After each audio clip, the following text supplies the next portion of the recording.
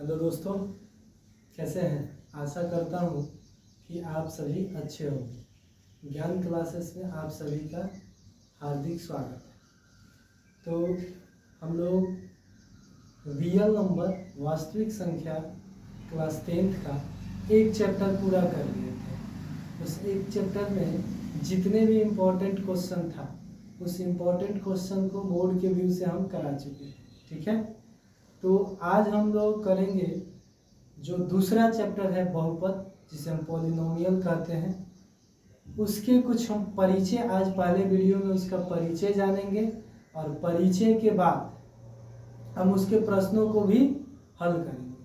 तो परिचय हम लोग सही तरीका से देख लेते हैं, क्योंकि परिचय से भी ऑब्जेक्टिव क्वेश्चन आपका बनता है। ठीक है, तो 9th कक्षा में हम लोग बहुपद के बारे में पढ़े हैं, लेकिन अब 10th कक्षा में भी बहुपद है, तो 10th कक्षा के बहुपद के बारे में हम लोग पढ़ेंगे। ठीक है, चलिए तो देखते हैं। सबसे पहले हमारा हेडिंग होता है बहुपद। बहुपद को अंग्रेजी में क्या कहा जाता है? पॉलिनोमियल्स। क्या कहा जाता है? पॉलिनोमियल्स। तो सबसे पहले सवाल उठता है कि बहुपद किसे कहते हैं, आखिर में बहुपद का डिफिनीशन क्या होता है। तो अगर हम बहुपद के डिफिनीशन की बात करते हैं तो बहुपद का डिफिनीशन देखिए, ये बहुपद है जिसे हम पॉलिनोमियल कहते हैं। कहता है कि वह बीजीय व्यंजक, बीजीय व्यंजक मतलब अलजेब्रिक एक्सप्रेशन, ठीक है, जिसमें चर की घात केवल शून्य हो या धनात्मक पूर्णांक हो, उसे हम क्या कहते हैं? बहुपद कहते हैं। मतलब कहने का है कि वैसा कोई भी बीजीय व्यंजक होगा जिसमें चर का घात या तो 0 हो या आपका एक धनात्मक पूर्णांक हो, तो उसे हम क्या कहेंगे? बहुपद कहेंगे। एग्जाम्पल के तौर पे अगर हम देखते हैं बहुपद के एग्जाम्पल, तो बहुपद के एग्जाम्पल में अगर हम बात करते हैं तो आप देखिएगा कि जैसे ये मिला 5 भी क्या है? एक बहुपद है।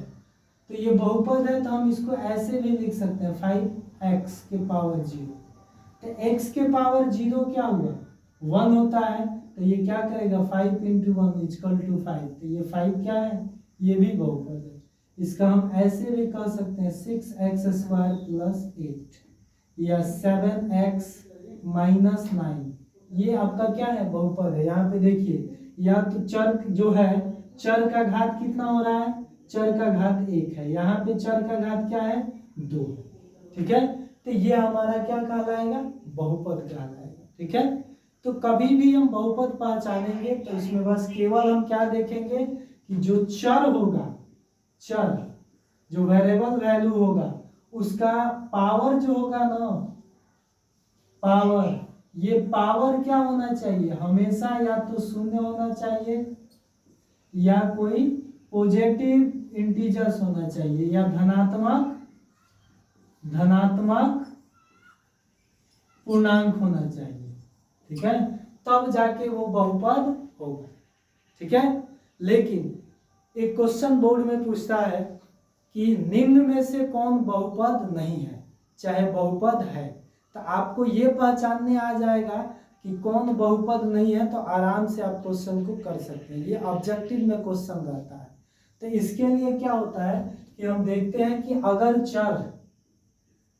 चर का घात या अगर चर आपका बटा में हो, रूट में हो, ठीक है, ऋणात्मक हो, रूट में हो, ठीक है, तो ये आपका क्या होगा? बहुपद नहीं होगा। ठीक है, अगर हम यहाँ पे देखते हैं कि चर का घात अगर ऋणात्मक होगा, तभी ये बहुपद नहीं होगा। जैसे एग्जाम्पल की अगर हम बात करते हैं तो एग्जाम्पल में आपको देखने को मिलेगा, जैसे मान लीजिए x के पावर -1 + 2, तो ये जो आपको दिख रहा है ये बहुपद नहीं है। क्यों नहीं है? क्योंकि यहाँ चर का घात किस में आ गया है? ऋणात्मक में आ गया, इसलिए ये बहुपद नहीं है। फिर अगर हम बात करते हैं x के पावर -2 + 4, तब भी ये भी क्या है, बहुपद नहीं है। क्यों नहीं है? क्योंकि यहाँ चर का घात किस में आ गया है, माइनस में आ गया है। अब आगे हम देखते हैं ये वाला है, x + 1/x = 0, ये भी बहुपद नहीं है। ठीक है, या केवल इतना रहेगा तभी ये बहुपद नहीं है। क्यों नहीं है? क्योंकि ये जब इसको आप पलटिएगा x प्लस, जैसे नीचे से ऊपर जाएगा तो घटांक के रूल से ये क्या हो जाएगा, x के पावर -1।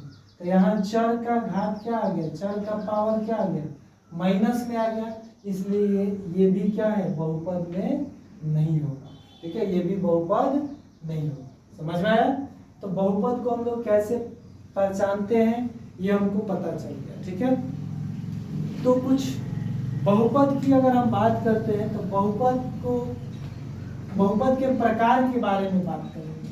तो बहुपद का प्रकार क्या होगा, आप थोड़ा सा देखिएगा यहाँ पे,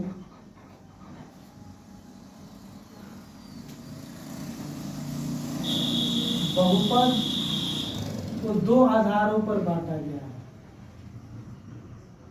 एक आपका है पद के आधार पे, पद के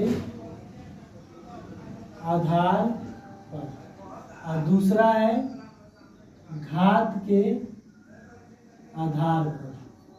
ठीक है, तो पद के आधार पे अगर हम बात करते हैं तो पद के आधार पे हो गया, पहला होगा एक पदी बहुपद, एक पदी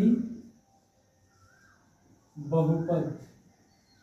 ठीक है, अब एक पदी बहुपद का परिभाषा क्या हो जाएगा। ठीक है, तो जिस बहुपद में पदों की संख्या क्या हो, एक हो, उसे हम क्या कहते हैं, एक पदी बहुपद। क्या कहते हैं, एक पदी बहुपद। जैसे x हो गया, एक पद है, 5 हो गया, 6x हो गया। ठीक है, तो ये आपका क्या हो गए, एक पदी बहुपद। ठीक है, दूसरा आता है द्विपदी बहुपद। तो द्विपदी बहुपद की अगर हम बात करते हैं तो जिस बहुपद में पदों की संख्या कितना हो, 2 हो, उसे हम क्या कहते हैं, द्विपदी बहुपद। जैसे देखिए x + 5, x² + 6, 6x² + 5। इसमें आप देखिए कि आपको 2 ही पद देखने को मिल रहा है। ठीक है, तो ये आपका क्या हो गया, द्विपदी बहुपद। तीसरा आपका क्या हो जाएगा, त्रिपदी बहुपद, त्रिपदी बहुपद। तो त्रिपदी बहुपद की अगर हम बात करते हैं तो आपको देखने को मिलेगा 5x² + 6x + 7, चाहे 6 7 ही ले लीजिए। ठीक है, तो इसमें आप देखिए 3 पद आपको देखने को मिल रहा है, माइनस में भी हो सकता है। ठीक है, तो 3 पद मिला। ऐसे ही हम चतुर्थ पदी बहुपद के बारे में बात करते हैं तो उसमें क्या होगा, 4 बहुपद, 4 पद होंगे। ठीक है, तो चतुर्थ पदी में कितने पद होते हैं, 4 पद होते हैं, तो उसे हम क्या कहेंगे, चतुर्थपदी बहुपद। ठीक है, तो इतना बात आपको समझ में आया। उसके बाद आता है आपका घात के आधार पर। ऐसे ही आगे बढ़ेगा पंचपदी बहुपद, षष्ठपदी बहुपद, सप्तपदी बहुपद। ठीक है, तो उतना आगे जाने की आवश्यकता नहीं है। तो हम लोग बात करेंगे किस पे, घात के आधार पे। ठीक है, तो घात के आधार पे अगर हम बात करते हैं तो पहला बहुपद होता है रैखिक बहुपद। रैखिक बहुपद मतलब हो गया आपका क्या, रैखिक बहुपद का मतलब हो गया linear equation, sorry linear polynomial, linear polynomial. तो इसमें क्या होता है कि हम देखते हैं कि जो चर होता है ना, चर का घात क्या होना चाहिए, हमेशा अधिकतम घात कितना होना चाहिए, 1। मतलब रैखिक बहुपद किसे कहेंगे, जिस बहुपद का अधिकतम घात, चर के अधिकतम घात केवल 1 हो, उसे क्या कहते हैं, रैखिक बहुपद। क्या कहेंगे, रैखिक बहुपद।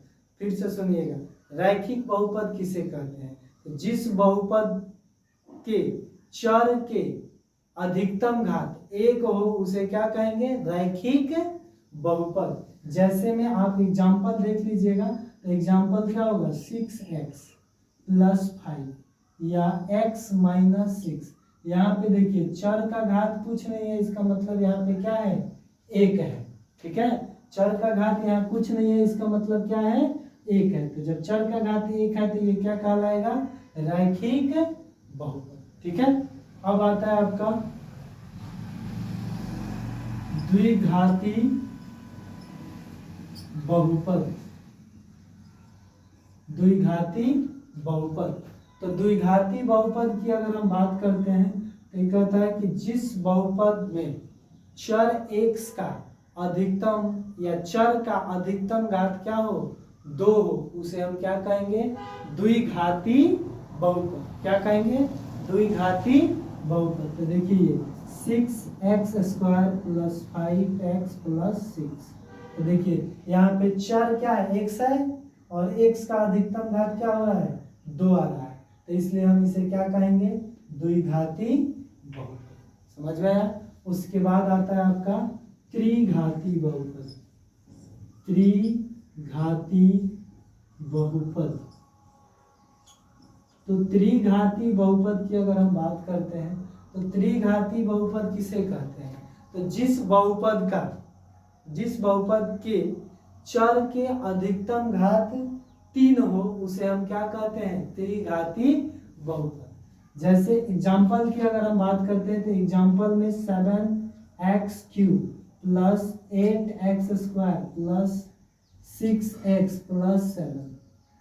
ठीक है, तो ये आपका क्या हो गया त्रिघाती बहुपद का एग्जाम्पल हो गया। ठीक है, ऐसा ही आप आगे भी देखिएगा तो त्रिघाती बहुपद मिलेगा। जैसे ये आपको कर दें x³ प्लस 6, ये भी त्रिघाती बहुपद है। ठीक है ना, y³ माइनस 6, ये भी क्या है त्रिघाती बहुपद। ठीक है, आगे चलेंगे तो चतुर्थघाती बहुपद, पंचघाती बहुपद, षष्ठघाती बहुपद, सप्तघाती बहुपद, ऐसे आपको बहुपद देखने को मिलेगा। लेकिन हम ज़्यादा आगे नहीं जाएंगे क्योंकि हमारा जो बहुपद का कार्य होगा प्रश्न बनेगा किन्हीं 2 पे बनेगा। ठीक है, द्विघाती बहुपद पे और त्रिघाती बहुपद पे। ठीक है, तो हम इसी पे बात करेंगे। तो अगर हम बात करते हैं द्विघाती बहुपद का, ठीक है, तो सबसे पहले हम थोड़ा सा ऊपर की पीछे की तरफ चलते हैं। एक लिखे हम बहुपद के शून्य। ठीक है, तो बहुपद के शून्य के बारे में बात करेंगे और बहुपद के घात के बारे में बात करेंगे। ठीक है, तो हम पहले बात कर लेते हैं बहुपद के घात।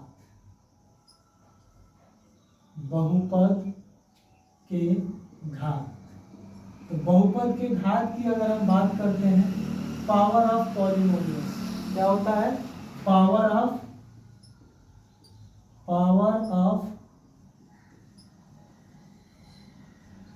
पॉलिनोमियल। Power of polynomials. तो हम बहुपद के घात के बारे में बात करते हैं, तो बहुपद का घात किसे कहते हैं। ठीक है, प्रश्न आएगा कि बहुपद का घात किसे कहते हैं। ठीक है, तो वह बहुपद जिसमें चर का अधिकतम घात, चर x का अधिकतम घात जो होता है उसी को हम लोग क्या कहते हैं बहुपद का घात कहते हैं। ठीक से सुनिएगा, बहुपद के चर का अधिकतम घात को ही हम लोग क्या कहते हैं बहुपद का घात करते हैं। जैसे एग्जाम्पल में आप देखिए, एग्जाम्पल की अगर हम बात करते हैं तो 6x के power 4 plus 7x³ plus 8x² plus 7x minus 6। ठीक है, तो इसमें पूछे कि इसमें बहुपद का घात कौन सा होगा, तो हम क्या कहेंगे, देखेंगे कि ये एक बहुपद है, इस बहुपद में चर x का अधिकतम घात क्या है, तो चर x का अधिकतम घात क्या है 4 है, 4 है ना, तो यही बहुपद का क्या हो जाएगा बहुपद का घात होगा। क्या होगा बहुपद का घात होगा। तो अब कोई भी बहुपद होगा उस बहुपद में देख लीजिएगा कि उस बहुपद में चर कौन सा है और उस चर का अधिकतम घात कितना है। जो अधिकतम घात होगा वही उस बहुपद का क्या हो जाएगा घात हो जाएगा। ठीक है, बात समझ में आया? ठीक है, तो इतना बात हम लोग कर लिए। अब हम चलेंगे किस पे? बहुपद के शून्यक पे। बहुपद के शून्यक ये है, ठीक है। तो बहुपद के शून्यक हम किसे कहते हैं? ठीक है,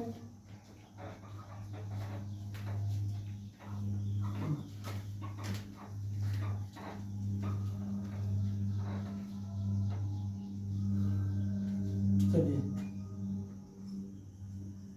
बहुपद के शून्यक।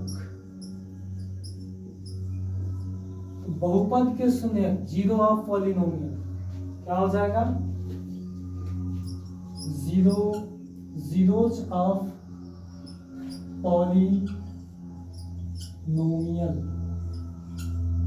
पॉलिनोमियल्स, ठीक है। बहुपद के शून्य, तो बहुपद के शून्य क्या हो गया? देखिए यहाँ पे वे मान जिन पर बहुपद का मान शून्य हो जाता है। मतलब कहने का है कि चर x का वह मान, जैसे मान के चलिए हम लिखते हैं यहाँ पे x प्लस 7 इक्वल टू 0, ठीक है। तो इसका कहने का मतलब है कि x का मान हम मान लेते हैं क्या? x इक्वल टू -7, ठीक है। अगर हम इस बहुपद में रखते हैं x प्लस 7 में x का मान रखते हैं तो ये क्या होगा? -7 प्लस 7, ठीक है। तो ये कितना हो जाएगा? 0 हो जाएगा। तो इसका कहने का मतलब है कि जब हम x के मान को क्या यहाँ पे माने थे? -7, और ये -7 इस x के मान में रखें, x के जगह पे रखें, तो ये टोटल बहुपद का वैल्यू कितना आ गया? 0। तो जब 0 आ गया तो किसके चलते 0 आया है? x के वैल्यू के चलते 0 आया, ठीक है। तो x के वैल्यू के चलते 0 आया है। इसका मतलब क्या है? ये जो x का मान -7 है ये क्या है? बहुपद का शून्यक है। क्या है? बहुपद का शून्यक है। क्या है? बहुपद का शून्यक है। इतना बात समझ में आया? तो ये लोग हम बहुपद के शून्यक के बारे में जानते हैं, ठीक है। उसके बाद बहुपद के घात के बारे में हम पहले ही बता दिए हैं, ठीक है। अब हम चलेंगे क्वेश्चन क्या पूछता है आपसे, ठीक है। तो कुछ और बातें हैं, जैसे मान लीजिए कि बहुपद के व्यापक रूप क्या होता है, ठीक है, इसके बारे में।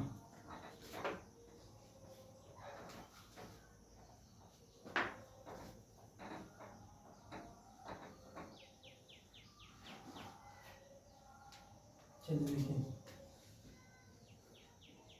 द्विघात बहुपद के द्विघात बहुपद के व्यापक रूप। अगर हम द्विघात बहुपद के व्यापक रूप के बारे में बात करते हैं तो द्विघात बहुपद का व्यापक रूप होता है ax² plus bx plus c। यही आपका क्या है? द्विघात बहुपद का व्यापक रूप। क्या है? द्विघात बहुपद का व्यापक रूप। उसके बाद आता है आपका द्विघात बहुपद। अगर ये हो गया तो द्विघात बहुपद के दो शून्यक होंगे, ठीक है। शून्यक कितने होंगे? द्विघात बहुपद के शून्यक 2 होंगे। क्यों 2 होंगे? क्योंकि देखिए यहाँ पे चर का घात कितना है? अधिकतम 2 है। तो अधिकतम 2 है, इसका मतलब इसका घात शून्यक भी क्या होगा? 2 होगा। तो एक शून्यक हम मान लेते हैं अल्फा और दूसरा शून्यक मान लेते हैं बीटा। तो द्विघात बहुपद के दो शून्यक, एक अल्फा और एक बीटा होता है, ठीक है। तो इसके बारे में हम लोग बात करेंगे। तो देखिए ये द्विघात बहुपद है, इसके शून्यकों के बीच संबंध होता है।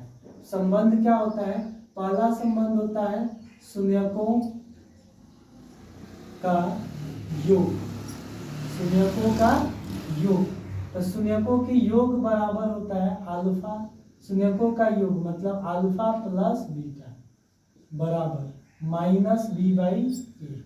तो -b/a को हम लोग क्या कर देते हैं? ये माइनस है तो माइनस, b x का गुणांक है, कोफिशिएंट है, तो यहाँ पे हम लिख लेते हैं x का गुणांक। इसका गुणांक x का गुणांक अब बटा ये जो a है x² का गुणांक है, x² का कोफिशिएंट है, तो x² का गुणन, क्या होगा, एक्स स्क्वायर का गुणन। तो ये आपका क्या होता है, शून्यकों के योग, ये संबंध होता है, ठीक है। दूसरा इसका होता है शून्यकों के गुणनफलों के बीच संबंध। तो यहाँ पे शून्यकों का गुणनफल, शून्यकों का गुणनफल अल्फा इंटू बीटा। तो अल्फा इंटू बीटा की अगर हम बात करते हैं तो अल्फा इंटू बीटा का मान क्या है, अल्फा इंटू बीटा का मान है, इसका मान होता है c/a, ठीक है। तो c देखिए कहाँ है, c हमेशा क्या होता है, कांस्टेंट वैल्यू होता है, अचर पद होता है। तो ये क्या हो जाएगा, अचर पद, क्या होगा, अचर पद। अब बटा ये जो a है, ये क्या हो जाएगा, एक्स स्क्वायर का गुणन, क्या होगा, एक्स स्क्वायर का गुणन, समझ में आया, ये अचर पद और बटा एक्स स्क्वायर का गुणन। तो ये आपका द्विघात बहुपद का व्यापक रूप होता है। इसके दो शून्यक होंगे, एक अल्फा होगा और एक बीटा होगा, और इन अल्फा और बीटा के बीच में संबंध होता है शून्यकों का योग, मतलब अल्फा प्लस बीटा बराबर माइनस b/a बराबर माइनस एक्स का गुणन बटा एक्स स्क्वायर का गुणन।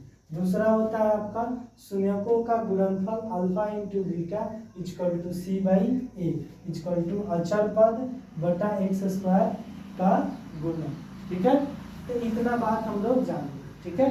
अब यहाँ पे कुछ ऐसे भी प्रश्न आते हैं, जैसे आपको क्या करता है कि शून्यकों का योग और गुणनफल दिया जाता है, ठीक है, या शून्यक दिया जाता है, तो वो आपसे कहता है कि आप क्या कीजिए, बहुपद निकाल लीजिए, ठीक है, बहुपद निकाल लीजिए। तो मान लीजिए किसी बहुपद का शून्यक दे दिया, ठीक है, शून्यक दे दिया अल्फा और बीटा, किसी भी द्विघात बहुपद के शून्यक दे दिया क्या, अल्फा और बीटा, ठीक है। तो ये कह दिया कि अल्फा और बीटा है, तो इस बहुपद का सूत्र क्या होता है, तो बहुपद का सूत्र, ठीक है, इक्वल टू क्या हो जाएगा आपका, बहुपद के सूत्र क्या होते हैं, x square minus alpha plus beta into x plus alpha into beta, ये आपका क्या हो जाएंगे, बहुपद का सूत्र हो जाएगा। अगर किसी बहुपद के दो शून्यक दिया है, एक अल्फा और एक बीटा, तो उसका सूत्र क्या होता है, x square minus alpha plus beta plus alpha into beta, ठीक है। तो वो बहुपद का सूत्र होता है, ठीक है। तो इससे जब शून्यक दिया हो या शून्यकों का योगफल दिया हो या शून्यकों का गुणनफल दिया हो, तो उससे हम इसका क्या निकाल सकते हैं, उसका हम लोग सूत्र के द्वारा उस बहुपद को ज्ञात कर सकते हैं, ठीक है। तो ये द्विघात बहुपद के बारे में हम लोग जानते हैं, ठीक है। लेकिन इसमें त्रिघात बहुपद भी एक होता है, ठीक है। तो त्रिघात बहुपद के बारे में भी हम लोग बात करेंगे, ठीक है। तो त्रिघात बहुपद के बारे में जब बात करेंगे तो देखिए त्रिघाती बहुपद, ठीक है। तो त्रिघाती बहुपद का व्यापक रूप की अगर बात करते हैं, व्यापक रूप, तो व्यापक रूप क्या है इसका, व्यापक रूप है ax³ plus bx² plus cx plus d, ठीक है, ये आपका क्या है, व्यापक रूप है। तो त्रिघात बहुपद के, ये जो बहुपद आपके पास है त्रिघात बहुपद, इसके शून्यकों की संख्या कितना हो जाएगा, शून्यकों की संख्या 3 होगा, कितना होगा, 3 होगा। क्यों 3 होगा, क्योंकि इसमें घात कितना है, 3 है, ठीक है। तो 3 क्या क्या होगा, एक तो आपका अल्फा होगा, दूसरा आपका बीटा होगा, तीसरा आपका गामा होगा, तीसरा आपका क्या होगा, गामा होगा। एक अल्फा बीटा गामा, ये तीनों आपको मिलेंगे, ठीक है। तो त्रिघाती बहुपद के शून्यकों की संख्या कितना, 3, और एक अल्फा बीटा गामा, समझ में आया। तो अल्फा बीटा गामा ये 3 हो गए। अब यहाँ से हम क्या करेंगे कि कभी भी आपसे पूछ सकता है कि तीनों शून्यकों के निकालिए, तो जब हम प्रश्न करेंगे तो उसमें तीनों शून्यकों को निकालेंगे। ठीक है, तो अभी तो हम लोग परिचय देख रहे हैं इसका कि परिचय में क्या क्या है। ठीक है, अब यहाँ पे आपका इसमें भी शून्यकों के योगफल और शून्यकों के गुणनफल, ठीक है, और शून्यकों के योगों दो शून्यकों के योगफल और गुणनफल के बीच संबंध को दर्शाया जाता है। तो इसके बारे में भी हम लोग बात करेंगे। तो पहला आपका क्या हो जाएगा, पहला हो जाएगा शून्यकों का योगफल, मतलब alpha plus beta plus gamma. ठीक है, क्या हो जाएगा, alpha plus beta plus gamma. तो alpha plus beta plus gamma की अगर बात करते हैं तो ये हो जाएगा माइनस बी बाई ए। क्या हो जाएगा, minus B by A. B का मान क्या है, अगर हम बी की बात करते हैं तो जो बी है माइनस बी है एक्स स्क्वायर का गुणक। क्या है, एक्स स्क्वायर का गुणक।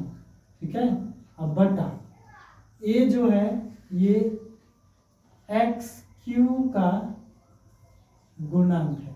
क्या है, एक्स क्यू का गुणक।